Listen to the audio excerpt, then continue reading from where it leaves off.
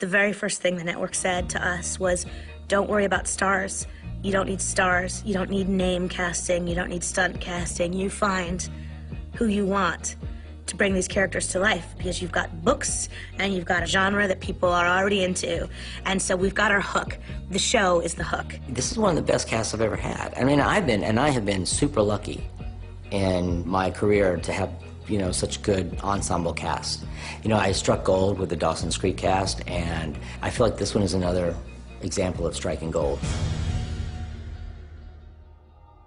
There's nothing really glamorous about the audition life. If you're an actor watching this, you know. So Grants tells me how I'm psychic because we're descendants of the Celtic Druids. I know. It's crazy, right? I wasn't buying it either until I remembered my The whole auditioning process was pretty, it was long and difficult, and they really made us work for it. Oh man, it was definitely a big process. It's one of the most exciting / nerve-wracking things ever. That's the crazy thing about this job and the business. It could just like, everything just changes so quickly. The stakes are really high, because you realize if I screw this up, I'm not going to get this show. The whole casting process of Vampire Diaries has been interesting. Went in, you know, you hope for the best, you do the work outside the room. It's not something like, oh, I got discovered at a supermarket. I envy the actors that have it like that. No, I just auditioned like the hundreds of other people. I knew I'd find you here holding court. When I first heard that they were casting for Vampire Diaries, I knew it was based off a book, and I went and I bought it. I read the first 4 novels. I really wanted to get that source material. You know, I really wanted to make sure that I had as much sort of knowledge as I could possibly attain. I actually didn't know about the Vampire Diaries series. I don't know how. Everyone else seemed to know about it. I'm sorry, Jenna. About your sister. Casting the rest of our supporting characters, believe it or not, the ensemble was very, very, very easy. They had all the girls audition for Elena regardless, just to kind of categorize where they wanted to put each actress later on when they were breaking everything down. I think they did something similar with the boys as well. You okay? Were you following me? No, I mean, yeah, sort of, but I saw you fall. I actually originally went in for Damon, and I got done reading it, and Kevin was like, that was great, but why are you here for Damon? Zach came in and wasn't really right for Stefan, definitely wasn't right for Damon, and then we said he should be Tyler, because Tyler's a jerk. You know, he's a real badass. Get away. And to see Zach do that would be awesome. After some talks with Kevin, I told him that I really liked Matt, and because I haven't got to play that many nice guys. We looked at those pretty blue eyes and the way he smiles, and we said, okay, that can be Matt. Absolutely. Like, what attacked you in the woods? My cousins told me that Matt in the books was a nice guy, but like very soft. And so I didn't really want to read the books and kind of have like a predetermined way of Matt. I wanted to maybe, you know, have Matt still be a really nice guy that's endearing and honest, but also at the same time have a strong backbone. Who knew you and me? Well, who knew you could be fun? Candace Akala came in and read for Caroline, and we went, oh, God, of course. Like, how could you make any other choice? You got all that in one day. Oh, I got all that between bells after 3rd period. Candace is such a wonderful find, and she's such a talented actress, and she just keeps showing us that she's capable of comedy, she's capable of drama. She has that ability to sort of make you laugh and cry in the same line of dialogue, and when an actress can do that, she's special. That's true. I'm shallow. I am worse than shallow. I'm a kiddie pool. I know what's wrong with me, but what's with you? So your mom, your dad, your golden retriever of a brother? I think Stephen McQueen came in and read for the role of Jeremy on the 2nd day of casting and had the part pretty much once he walked out of the room. Come on, stop. You gotta chill out, okay? I love the character Jeremy. He had all these pent-up issues. He had addiction problems. He was fighting against the world at all times. That was one of the simpler roles to cast. Walk away, Gilbert. It's your final warning. No, this is your final warning, Dick. I'm sick of watching you play Vicky. If you hurt her one more time, I swear to God, I will kill you. The Black Crow breeds death. No, wait. Katarina Graham, who's just this like bubbly light of wonderful, beautiful energy, came in, and she had that part right away. You should go. Don't sit home. You're doing good. Keep it up. I sort of got right onto the tail end of the auditions for the Vampire Diaries. We thought that all the roles had been cast. Sarah Canning, who plays Aunt Jenna, read on tape in Vancouver, And we cast her off the tape because she was so good. 4 months ago, I didn't even know how to take care of a plant.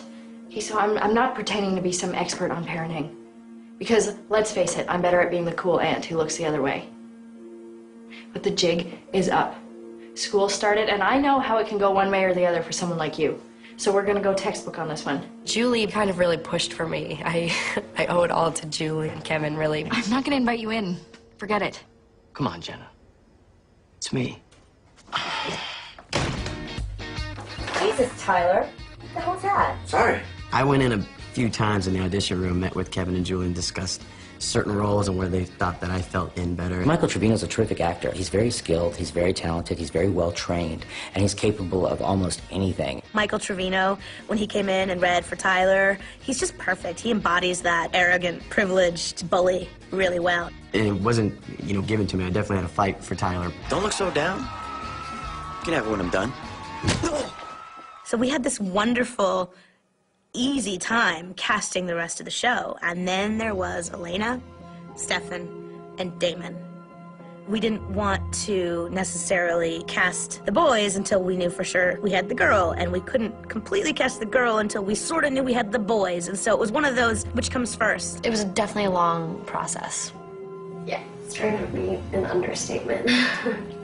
Nina Dobrev was the first person who had her part of the threesome. Once we sort of zeroed in on her, it was done. It was done. She was Elena. When I first got the part and it was announced that I was playing Elena, so many people were outraged that I wasn't blonde, and they were saying, is she gonna dye her hair? Like, this can't be possible. L.J. Smith, the novelist of The Vampire Diaries, spends a lot of time talking about Elena's beautiful blonde hair, and everybody who knew the books first always saw Elena with blonde hair.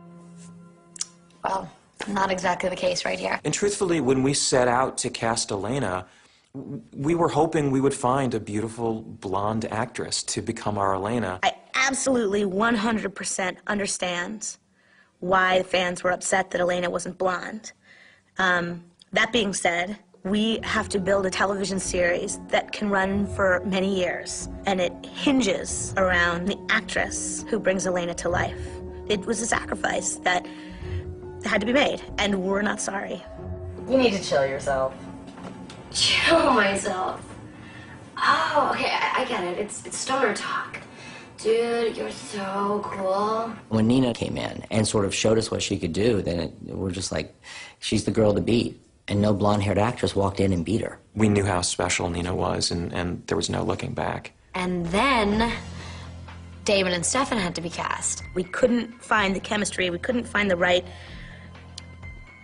actors to embody either of those roles. We had sort of seen a lot of actors, and we could not find a Damon. Somewhere in the midst of all that, we got a call saying that Ian Somerhalder would be interested in talking about the role of Damon. His whole journey of being cast was, another whole story. It was about 7 days or 10 days of just really intense meetings and